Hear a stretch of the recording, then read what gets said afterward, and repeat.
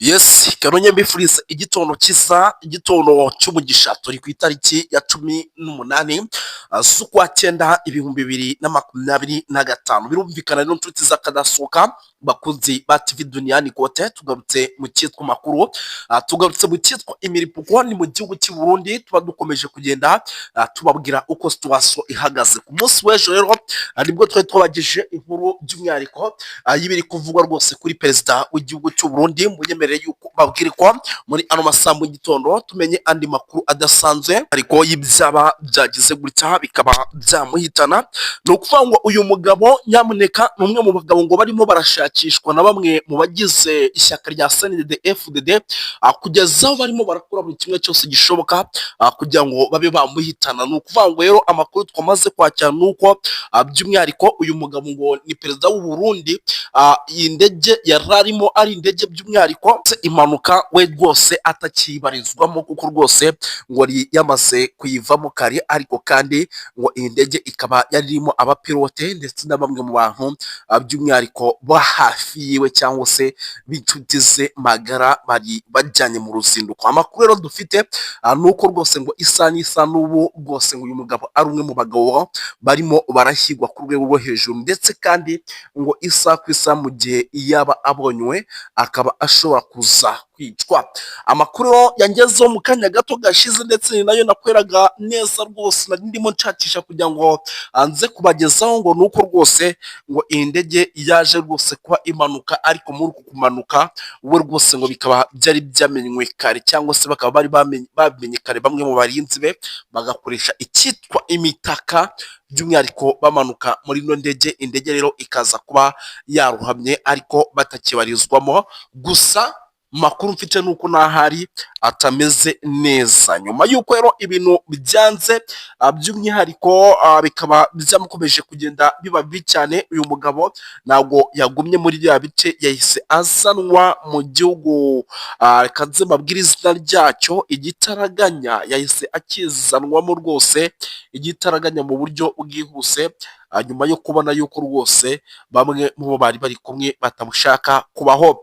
Yahise azanwa rwose mu gihugu cya Guinea Bissau. Yahise azana mu gihugu cya Guinea Bissau rwose, by'umwihariko n'ubundi akoresheje indege, kuko amashusho yahise agaragara ari mu gihugu cya Guinea Bissau. Ni ukuvuga ngo rero ku bw'amahirwe uyu mugabo ntiyaje kuba yahasiga ubuzima, ariko afite ubwoba kubera ingendo agiye kumaramo iminsi. Arimo aravuga ati uko byagenda kose nshobora kuza kwicirwa muri izi ngendo. Ubu rero rwose nyamuneka icyo nababwira cyo mu gihugu cy'u Burundi byakomeye, turaza kubyinjiramo. Yenda nyamuneka reka amazina nakire umuvandimwe nawe agira icyo ababwira, ariko kandi ndaza kuza n'ubundi nanasuhuza n'abantu badukurikira. Gusa nagira ngo mbanze mbapudetinge ku bya perezida w'igihugu cy'u Burundi, babwire ko bihagaze. Kwifatikanya n'abariko barabura ababo mu ntambara ziriko zirabera mu misozi yo mu Minembwe, aho ingabo z'u Burundi zifatikanije na FDLR na Wazalendo bagiye gutera abaturage bari paisible bibera hariya mu misozi, hanyuma bakabashora ku ntambara kubera kagatima ko gutsemba abo mudahuje ubwoko, kagatima ko kugomba kutabana neza n'abandi, utitayeho amoko, inkomoko ndetse n'ibitekerezo biba binyuranye muri politiki.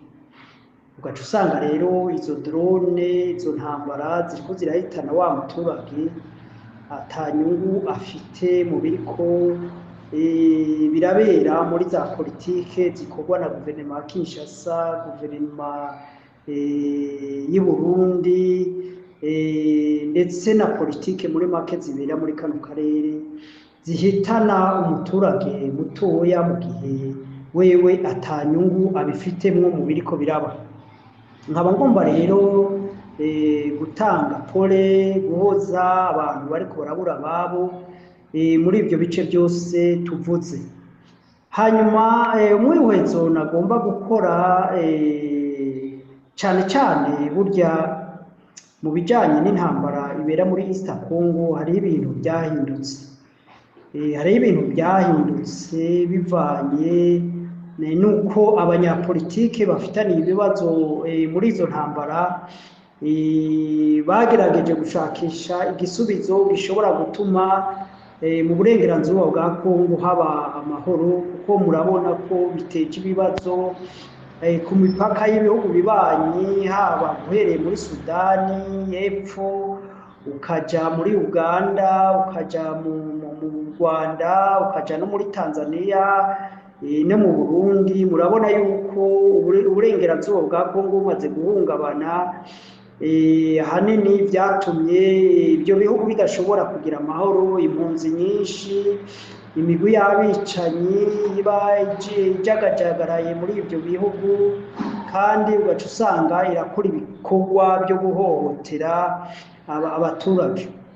Hanyuma rero nagomba twavuze byinshi ku bijyanye na politike zikorwa z'ibihugu. Turavuga iyo igihugu kidafite politike nziza, abakiyobora batababaye abanyagihugu, badashobora kwetablisa ibyo bita ordre kuri teritware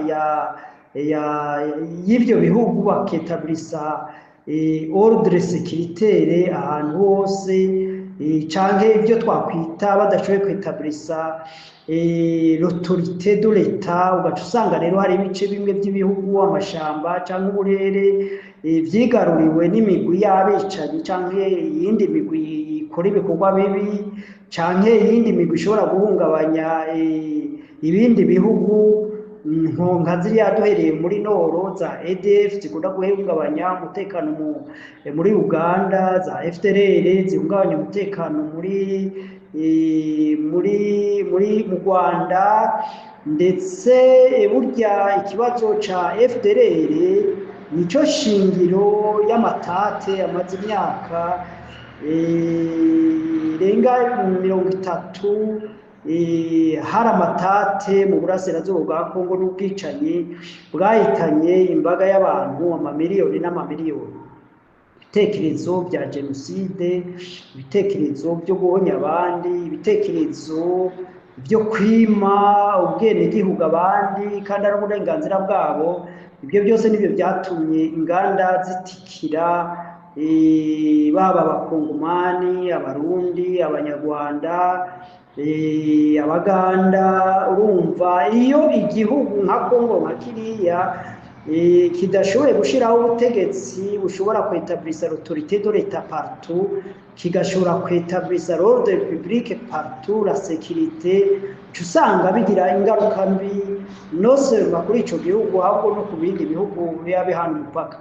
Ico nagomba kuvuga rero niki, nagomba kuvuga yuko twakora umwihwezo ku biriko birakorwa ubu. Biriko birakorwa ubu, hari intambara ziriko ziraba. Intambara igihe cyose ni ikintu kibabaje, intambara igihe cyose ni ikintu gihitana ubuzima bw'abantu, kandi iyo umuntu apfuye ntagaruka. Iyo umuntu apfuye aba apfuye, ntagaruka, kugira ngo azosubira azuke agaruke. Cyo gituma burya ubuzima bw'umuntu ni katihabwa, nta ugomba kugambura ubundi, nta n'umuntu yagomba kugira any justification yo kuba yawukwambura ubuzima bw'umuntu. Ariko rero ku nyungu z'abantu bakeya, urashobora gusanga mu isi hariho intambara zigahitana ubuzima bw'abantu benshi, ndetse ubuzima bw'abantu badafite n'inyungu muri ibyo bintu biba biriko biraba. Nivyo rero bimaze imyaka myinshi kuva kuri independance biba mu bihugu biri mu karere k'ibiyaga bigari. Rero igitekerezo kihari, mbega umuti urashoboka yuko muri ibi bihugu by'ibiyaga binini umutekano ushobora kugaruka, amahoro akongera kabituze nk'uko mu bindi bihugu bimaze imyaka myinshi biri mu mahoro? Nico kibazo twakwibaza.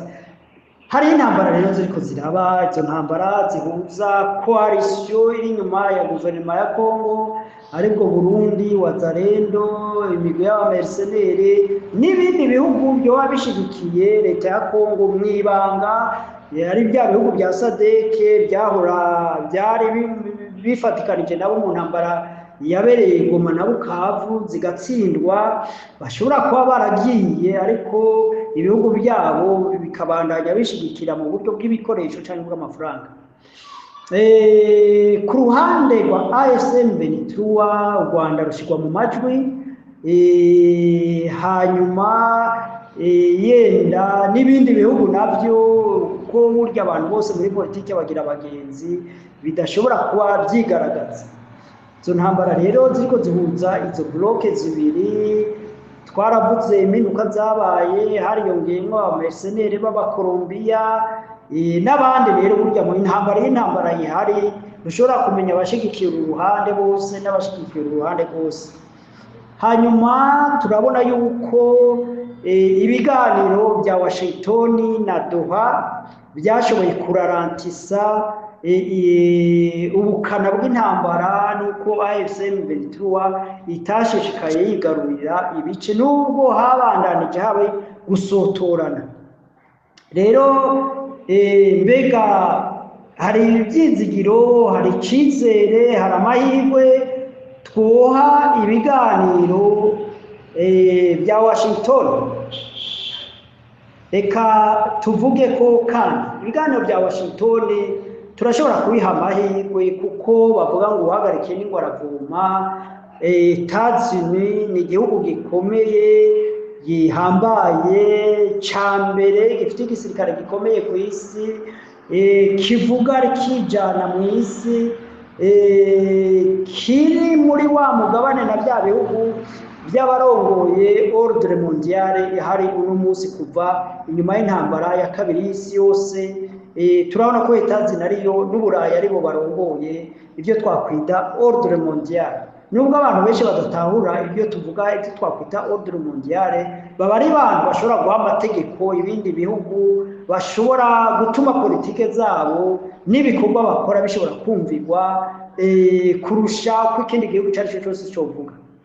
Ayo n'amahirwe manini dushobora guhera ibiganiro bya Washington, kuko Washington Perezida Trump ashobora gukoresha igitinyiro ciwe agategeka leta ya Kongo na leta y'u Rwanda bakaba boshobora kumvikana.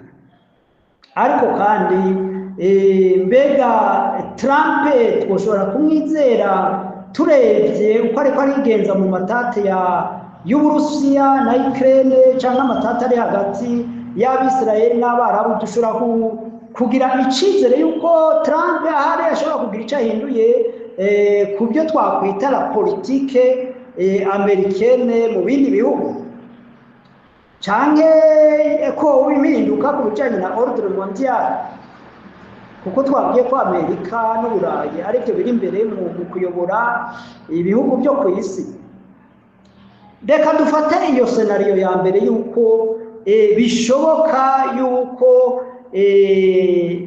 Amerika ishobora gukoresha igitinyiro cyayo igakorana n'u Rwanda na Kongo, maze amahoro akagaruka, amasezerano agashika kwako akagaruka. Na cyane cyane ko Amerika kuja muri ibyo biganiro igihe itumigwa na leta ya Kongo, Amerika ntabwo yaje ngo n'umutima mwiza ngo yifuza guhuza Amerika, yifuza guhuza Kongo n'u Rwanda, ahubwo nuko izigamwo inyungu. Kandi muri ibyo biganiro n'u Rwanda nabwo ruzigamwo inyungu. Kandi amahoro n'umutekano bigarutse, ibyo ari byo byose ibihugu byose byo mu karere byabonamo inyungu. Ibyo rero ni igitekerezo gishobora gutuma dushobora guha icyizere kininiya ibiganiro bya Washington, kuko ibiganiro bya Washington burya nibyo bidigita ibiganiro bya Doha. Nubwo abo bihuza batandukanye, ko urabona n'u Rwanda nubwo rutagaragara cyane cyangwa Amerika, ariko Doha nabo nyine baba barimo. Iyo leta ya Kongo na AFC/M23 baganira Doha, n'u Rwanda ruba rufitemo intumwa, na Amerika n'ubumwe bwa Afurika, ubumwe bw'Uburayi, ibihugu byinshi babifisemo abarimo kugira ngo les facilitateurs. Rero dushobora gutanga amahirwe menshi cyane kandi niyumvira yuko byaba ari politike nziza Amerika ihinduye politike yayo ku mugabane wa Afurika, kuko cyane cyane twaba tubona ko Amerika yinjiye mu buryo bw'ubucuruzi n'ibihugu bya Afurika nabyo bikaba byahabonera akoyoko mu gukora amasezerano na cyane cyane ashingiye ku byo ubucuruzi. Ariko ubucuruza rwa Amerika, amakampuni ya Amerika, amakampuni y'Iburayi, amakampuni y'ibindi bihugu niyo bashobora gukorera muri Kongo mu gihe hari indyane n'ubwicanyi n'imigwi ikora ibyigombye. Nicyo gituma rero buriya ikibazo cy'umutekano kigaruka nacyo, kuko arico kirashyira gikingira inyungu z'ibyo bihugu biba byazanye investissement muri icyo gihugu cyane cyane igihugu cya Kongo, igihugu cy'u Rwanda, igihugu cya Uganda, igihugu cya Tanzania, igihugu cy'u Burundi. Nabwo ko ibyo bihugu birimwo le potentiel ubutunzi bwinshi cyane, yaba amapetrole, yaba toutes sortes de minéraux, yaba iby'amazi, yaba ibintu byinshi cyane by'ubuhinzi n'ubworozi bishobora gukorekera muri aka karere, maze aka karere kagashobora kugaburira isi mu bintu byinshi. Nicyo gituma rero mubona ibihugu by'Iburayi, ibihugu bya Amerika, ibihugu by'Ubushinwa, ibihugu by'Uburusiya bitabyifuza gushingura ikirenge muri ibi bihugu by'ibiyaga bigari kubera birimo ubutunzi bwinshi. Reka duha amahirwe ibi biganiro. Senariyo igira kabiri, mu gihe ibiganiro bitokunda noneho akaba inzira yo gufata umuheto. Ico gihe u Rwanda gobangaje, AFC/M23 yobangaje, Uganda yobangaje, n'ibindi bihugu nka Kenya n'ibindi bihugu tutabona tutazi byoshobora kuba angaje kuri iyo bloke kugira ngo vyempoze la sécurité kuri East Congo. Ivyo navyo harimo riske nini ya yuko Tshisekedi ashobora kubihumberamo n'intwaro yiwe igatembagazwa na burya na opposition ikomeye ihambaye y'abakatumbi, y'abafayuru, y'abakabira n'abandi benshi imigwi ikomakomeye, imigwi za Katolika, amadini menshi amaze kugaragaza yuko adashigikiye politike ya Tshisekedi. Nico gituma ubona bamuhatira ibiganiro bihuza abakongomani bose. Nico gituma rero kuba ko Tshisekedi atofata ya mahirwe ya Washington n'u Rwanda ngo ayabyaze umusaruro, akishingira yihambira kuri bya bitekerezo byo gutuza abanyarwanda bari mu burengerazuba bwa Kongo, bari avuga ikinyarwanda, avuga igiswahili, bishobora kumuberamo umuzi w'umururazi n'ubutembagazi bwiwe n'intwaro yiwe igatembagara, kuko urumva hari ibihugu bikomakomeye bifite inyungu mu mahoro n'umutekano muri East Congo, na cyane cyane nababwiye ko ubu politike z'ibyo bihugu byari biyoboye ordre mondiale biriko birahinduka, batakigomba gukorana n'abaperezida bari feke, abaperezida b'abanyantege nke, abaperezida badafite intwaro nziza, kuko nabo investissement zabo zija muri riske. Kuko iyo ugiye ko investissement atari umutekano, ahantu abategetsi bamunzwe na ruswa, ahantu hari ubwicanyi bw'uburyo bwose, urumva ivyo nibirasira ivyo twakwita la sécurité des affaires. Nico gituma ubona nubwo Kongo yari ngiye nkisa niganira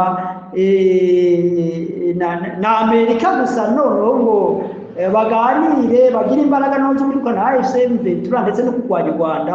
Urabona ko Amerika itabyemeye, kuko babona ko u Rwanda rufite uruhara runiniya mu bijyanye no gukingira la sécurité des investissements muri East Congo, muri Congo no mu karere, kuko murazi yuko n'ubundi u Rwanda rusanzwe rufite ikirere, rusanzwe rufite ikiraka kazi gikorwa cyo gukingira les investissements z'u Burayi, z'u Faransa, muri Mozambique kandi bakabona yuko bakoze neza ibikorwa babishyizeho byo kurwanya abateroriste n'ubu bagikomeje bakabona yuko nicyo gituma babahaye imfashanyo yo kubandanya ibyo bikorwa ariko buriya ntimukagire ngo ahanini n'umutekano w'abaturage witaweho ahanini c'est la sécurité des investissements y'ibyo bihugu bikomeye ariko niyo bishyitse nico kikiyongera yuko n'abanyagihugu nabo bakingirwa bakabona amahoro ivyo navyo ni drapo nziza ku gihugu cy'u Rwanda ni igikorwa ciza mu makuru ico gituma rero Amerika itari kwemera diri hagati yayo na Kongo gusa ikirengagiza u Rwanda kuko u Rwanda rufite ibintu byinshi Amerika ibona vyofasha pour garantir les investissements zabo muri mu karere k'ibiyaga bigari muri East Africa nico gituma ngaho twogira kudosha pour u Rwanda politike yayo internationale politike yayo mu bijanye n'iby'umutekano politike yayo mu bijanye no gutunganya neza igihugu ibyo twobakudosha kuko igituma bizigwa n'ibyo bihugu by'Uburayi bya Amerika n'ibindi bihugu bikomakomeye by'Uburusiya n'Ubushinwa ugasanga barahurira yuko u Rwanda rufite uruhara runiniya mu bijanye n'uko ibihugu bikwiye kubana n'uko ibihugu bikwiye gukorana cyane cyane dans les affaires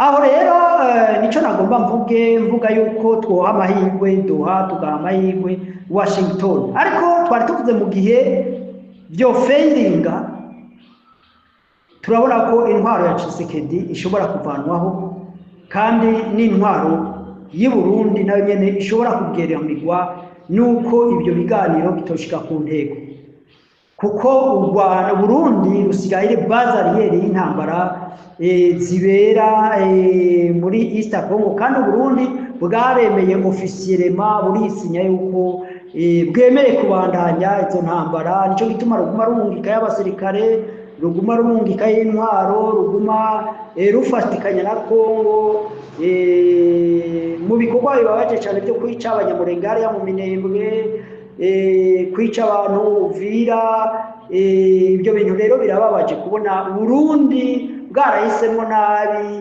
bukaja inyuma bugashigikira abantu bashobora kurya abantu batabenyegeje bariko barifata amafilime bakemera gushigikira umuvumo w'abantu biyemeje gusesa amaraso y'abantu babaziza ubwoko babaziza uko baremwe ivyo bintu birababaje cyane kubona leta yandayishimiye yahisemo iyo nzira niyumvira rero yuko ibyo bintu bishobora kugira ingaruka mbi cyane mu gihe ibiganiro bya Doha ibiganiro bya Washington bitonyuramo niyumvira yuko iyo scenario ya kabiri yakwegera akarambaraye cyane cyane igihugu cy'u Burundi kuko ciyemeje kuja mu mugongo wa Tshisekedi mu gihe Tshisekedi wewe ari kure izikinshasa ariko wewe ndayishimiye ntigeze aharura ko ari we yegereye ibyizo ntambara rero kuja kuvyidabikamo bishobora kumukwegera intambara zikomeye scenario ya gatatu nuko ibyo bihugu bishobora kugira icyo twakwita double jeu ni uburyo bwo gushigikira l'équilibre des conflits bakaba bashigikira leta ya Kongo wanashaka bagashigikira n'u Burundi abandi bagashigikira AFC M23 bagashigikira n'u Rwanda kugira ngo nibyo biganiro ntihagire icyo bishikako bikazoguma biganirwa biva Arusha bija Nairobi bija Mozambique bija Angola bigaruka bija South Africa bigaruka bija Uganda bigaruka bisubira muri Amerika bisubira za Doha imyaka n'imyaka ikazohera abantu bari mu biganiro n'ubwicanyi butagira iherezo iyo ni scenario ya gatatu mu gihe byo uko byo babibabaje cyane niho twari twaratanze impanuro turavuga tuti noneho ibihugu biriko bigirwa kwingaruka directement bifite ubushobozi bw'igisirikare bifite umutima wo kugarura amahoro ari byo Uganda ari byo u Rwanda aribyo Kenya bishobora gushigikira AFCM 23 noneho ya mahoro abantu batifuza biciye mu neza agashigwaho biciye mu muheto.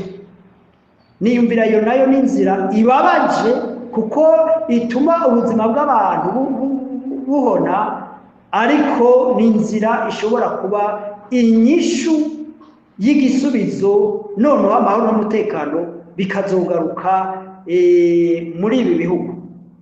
Nubwo bishobora ari inzira ishobora gufata igihe kirekire kuko yenda haguma de resistance haba ku ruhande rw'Uburundi, haba ku Burundi, ku ruhande rwa Kongo hagumamo de resistance, de poche de resistance za Wazalendo, yenda n'igisirikare cya Kongo coba catsinzwe, cya gisirikare cy'Uburundi coba catsinzwe, shobora guhungira Tanzania kikagaruka komeza ibikorwa bya sabotage, kuko burya gusambura kwica ntabwo bisaba imbaraga nyinshi.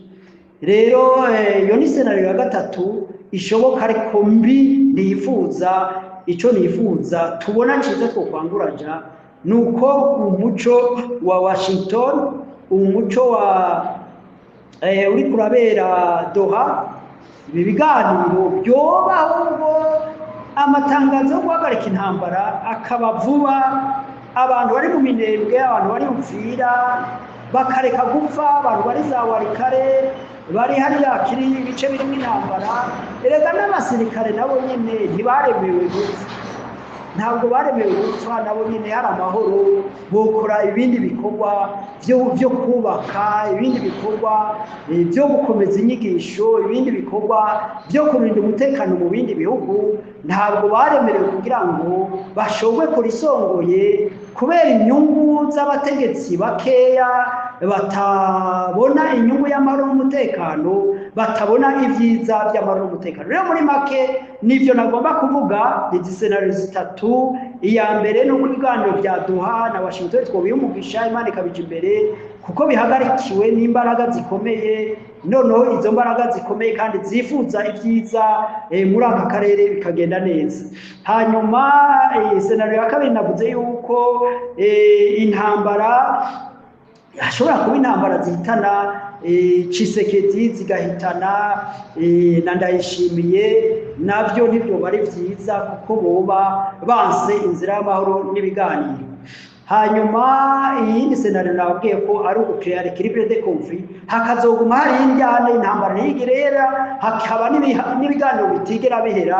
Ibyo nabyo nyene n'ibintu bishoboka, ariko rero turebye uko ibihugu bigowe, byaba ibya Amerika, iby'Uburayi, iby'Uburusiya, iby'Ubushinwa, kwe n'izindi ntambara ziriko zirabera mu bihugu biriya hagati y'Uburusiya na Ukraine, hagati y'ibihugu by'Abarabu n'Abisirayeli, bijya byose n'ibintu bituma ibihugu byinshi bigira ubukene mu bijanye n'ubutunzi, ubutunzi bukayumba, ugaca usanga ibyo gufasha abanyagihugu byabo birayumba cyane cyane nko mu Burayi muri iki gihe. Rero ibyo numva byoshobora gutuma ibihugu byinshi bishobora guhitamo inzira y'amahoro kurusha guhitamo inzira y'intambara. Turabashimiye cyane, mugire commentaire kuri uyu mwihwezo, namwe mutange ibitekerezo. Ariko icyo twifuza guha amahirwe Doha, twifuza guha amahirwe Washington, hanyuma kandi na Tshisekedi yorohe, na Ndayishimiye yikuremo iby'umutima byo kurwana, by'intambara, byo kwiteranya n'u Rwanda, ibyo abihagarike, hanyuma amahoro n'umutekano bisasagare muri kano karere. Murakoze, Yesu abahamugisha, Imana ibagire neza, musishikare kudukurikirana mu biganiro byacu no gusangiza ibi biganiro abandi ntabyo. Hanyuma bari umukuru w'inama nshingamateka, abitwa bari bigeze kuyobora, abakuru bigeze kuyobora Sena, bo bose bava mu mugambwe CNDD-FDD, ariko kubera batari basangiye umutima n'abo bantu bariko baratembagaza igihugu, bariko baragita mu manga, bose barataye barumuka. Ngomvye kuvuga ku bari no mu mugambwe CNDD-FDD, kandi bari bihangange, bari abantu batanguje uyu mugambwe, bari abantu bawugwaniye, bawitangiye, ariko bakaba barataye bakomuka uno munsi. Tutavuze rero abari mu yindi migambwe, abari muri migambwe za Iprona, abari mu migambwe za MSD, abari mu migambwe myinshi barataye baromuka. Barundi benshi barangaye, buzuye mu makambi Tanzania, Nyarugusu, Nduta, buzuye mu makambi ya Uganda, amakambi yo mu Rwanda, buzuye mu makambi atandukanye muri Kongo. Urabona nubwo hari intambara muri Kongo, ariko abarundi barahungirayo, abarundi baragowe, barabuze iyo bata umutwe n'amaguru muri ibyo bihugu bya Zambia, ibihugu by'i Burayi, by'Ububirigi, bya Amerika, Canada. Abarundi barashwiragiye mu mihingo y'isi yose, atari uko banse igihugu, ariko ari uko igihugu kimaze imyaka 20 mu magorwa, mu makuba, mu bwicanyi butagira mvura, mu bukene, aho itunga ry'igihugu riri mu kagwi k'abantu bakeya, aho abandi Barundi benshi bari mu bukene butuvugwa. Nico gituma ubona abenshi ababishoboye bashobore kurinyaga bagata igihugu. Rero ico gikorwa cyo gucecekesha abanegura, abakebura leta y'u Burundi cabaye kimwe mu ntwaro leta ikoresha ya CNDD-FDD ikoresha mu kunigira